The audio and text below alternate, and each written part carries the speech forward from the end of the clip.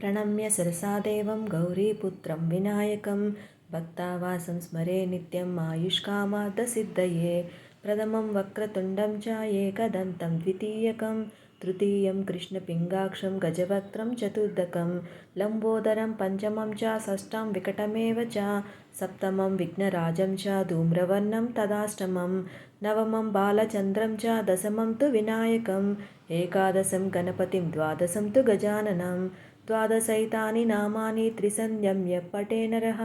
न च विघ्नभयं तस्य सर्वसिद्धिकरं परं विद्यादि लभते विद्यां धनादि लभते धनं पुत्रादि लभते पुत्रान् मोक्षादि लभते गतिं जपेत् गणपतिस्तोत्रं षड्भिर्मासैः फलं लभेत् संवत्सरेण सिद्धिं च लभते नात्र संशयः